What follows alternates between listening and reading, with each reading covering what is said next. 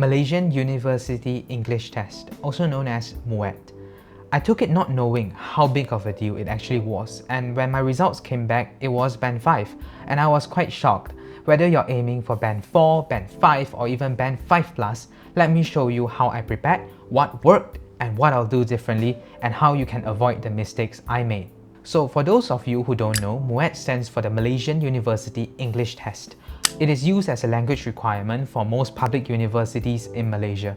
If you're applying through UPU for courses like medicine, law or TESOL, MUET is very important. Some universities need a minimum of Band 3 or Band 4. At the very least, try to get a Band 2 to improve your university chances. As for the basic structure, MUET tests 4 skills: listening, speaking, reading and writing. 90 marks for each of a total of 360 marks, and your total score will decide your band, Band 1 to Band 5+. Candidates are required to attempt all 4 components. To obtain an overall band score, no certificate will be awarded for those who fail to attempt all 4 components. Band 1 to Band 2.5 is considered a basic user. Band 3 to Band 4.5 is considered an independent user, while Band 5 is considered proficient. Band 5+ is the highest achievable band, and it's reserved for those who stood out even among the best proficient users. Compared to SPM English, MUET is on another level of difficulty. The questions are harder, the text more mature, and the vocabulary range expected is wider. I scored Band 5, not the highest, but above the average score. But I'll be honest, I didn't get there by doing a crazy amount of studying, I just focused on the right strategy. Let's start with the reading paper. You have 75 minutes to answer 40 multiple choice questions, broken down into 7 parts with gradually increasing difficulty. Part 1 begins with matching questions to scenarios. This section is not too difficult as long as you pay attention to each text and the relevant context. Moving along to Part 2, which is usually a non-fiction article. The trick to answering this question would be first go through the question and then only begin reading the passage, because by then you'll have a mental model of what sentences to look for when reading through the provided text. Part 3 and Part 4 are similar with increasing level of difficulty. Usually the options are very similar to each other, and sometimes we might feel that all 3 to 4 options are correct, but the idea is to find the most suitable one, which is often the most relevant answer to the question. Hence, a technique I use is to label the answer by ranking them, as not mentioned when the option is not explicitly found in the text, not relevant when the option doesn't fit the context of the question even if it's found in the passage, as well as labeling them wrong when the option is very obviously incorrect to the point of breaking common sense. By ruling out and ranking the options, we can easily find the answer without guessing too much, or by dice throwing a gamble. Part 5 is the gap text. What's difficult about this is that there is always one extra sentence which we do not need to use. This is an attempt to confuse us and prevent us from guessing based on luck. Try to match the gap sentences first and double check the context by reading the sentences and grammar before and after the gap. For example, the sentence before, which is reduced connectivity between the parts of the brain associated with self-control and emotional processing, presents itself as a symptom of sleep problem, and the gap of this question should be answered with the consequences of the symptoms. The consequences are greater difficulty controlling feelings and stress responses. This ties in nicely with the sentence after the gap of narrowing down the effects of the said consequences to individuals. I know this part is considered one of the more difficult sections in the entire reading paper, but understanding coherent logic and technical analysis is much more efficient to achieve accurate answers than guessing. Part 60 is more literary and focused on a small piece of literature. I would approach questions like this more metaphorically and understand the mood of the text, instead of taking it by the surface. Part 7 is another more difficult academic text, and the various techniques I mentioned before still applies. Time management is crucial. If you're stuck, skip ahead to the questions you feel like you can answer better and do not waste a moment. Now, on to the writing paper. Again, the paper is also 75 minutes divided into 2 sections. Task 1 is to write a letter or an email of at least 100 words, while Task 2 is a long essay of at least 250 words. The prompt for Task 1 is usually 100 to 135 words, and you have to respond to an email or letter prompt to your best of ability.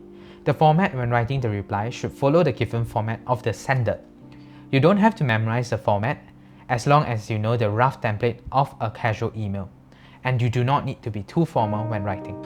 Avoid unnecessary explanations and focus on giving a clear message. And because the writing paper is known to be pedantic and very strict, take a good hard look at the instructions. Using all the notes given, write a reply of at least 100 words in an appropriate style. Yes, you have to use all notes given. If the notes require you to disagree with the prompt, you must disagree and follow the instruction given. You do not have the freedom to randomly ignore the given notes. Use connectors and signpost language to guide your writing. Overall, task 1 is not too difficult and fancy writing is not required to score a high mark as long as you follow the rules. Creativity is not an advantage here. Task 2 is much more time consuming.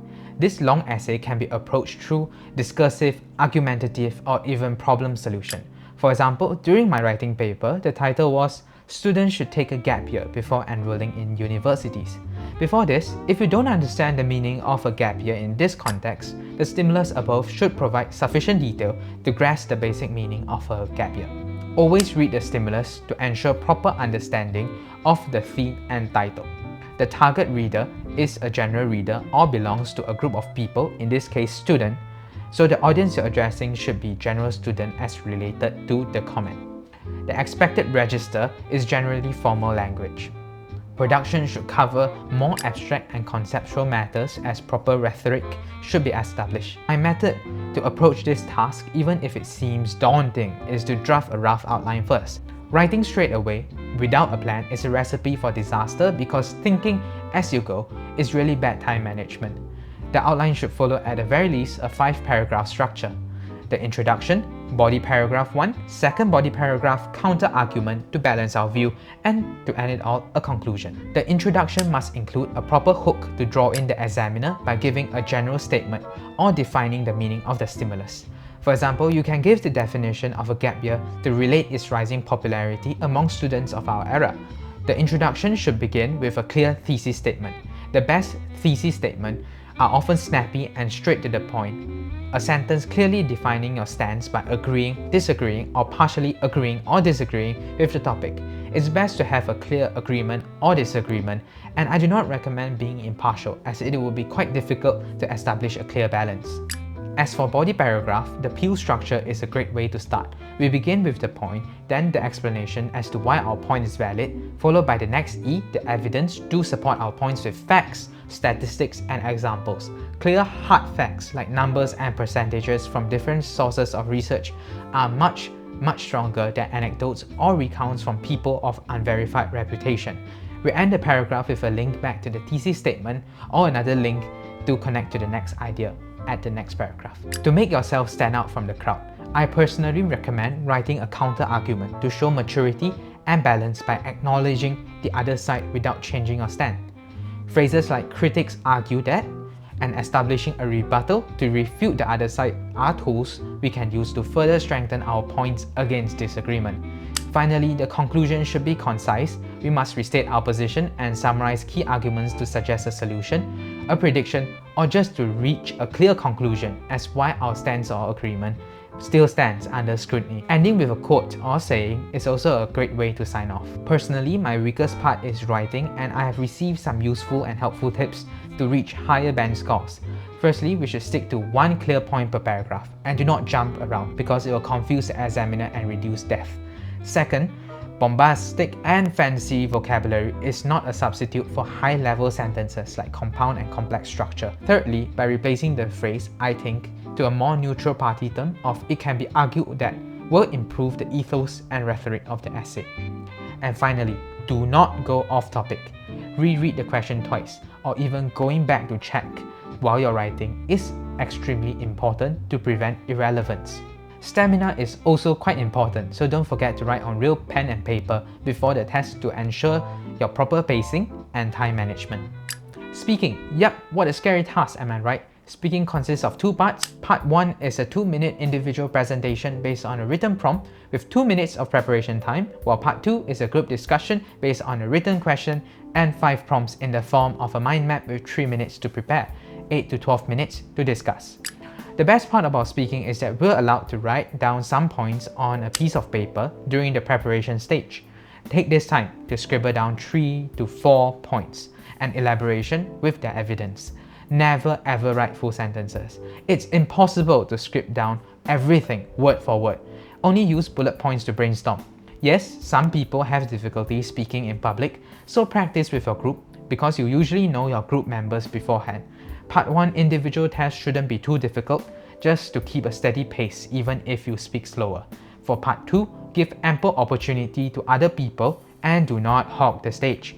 Being overly dominant doesn't give you an advantage. Try to work with others to achieve a conclusion. The main idea for this speaking test is to test fluency, not to outcompete each other to see whose accent is more British. And I can't stress enough, an empty can makes the most noise. Make sure your points are valid and not filler words of nonsense.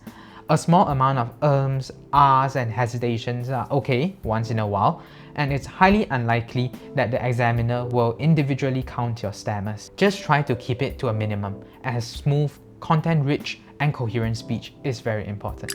There are 5 parts to the listening test. With each, there are multiple choices to choose from. The difficulty of the dialogue will increase very dramatically with each section, and the audio is played twice each. The strategy I use is to first read the question and get a rough view, then proceed to listen to the entire audio. Try your best to answer and use the second playback to confirm and double check. Most of the time, the speakers are very fast and have unfamiliar accents, so don't panic and keep a steady head. Guessing is also a technique that should be approached systematically by listening to context surrounding the audio. Overall, nothing much to say about listening, just try your best to keep your attention focused on the audio. Do not daydream and do not be easily distracted. MUET isn't scary, it's totally manageable if you prepare smart, not just hard. Even if your English isn't perfect, structure, confidence and practice with past year papers will help you score high. If you found this helpful, hit the like button, subscribe and share this to your friends who are preparing for MUET. Leave a comment and tell me, which band are you aiming for in MUET? I'll also be replying to any questions you have, and don't forget to check the description for a full MUET format and other resources. Thank you for watching!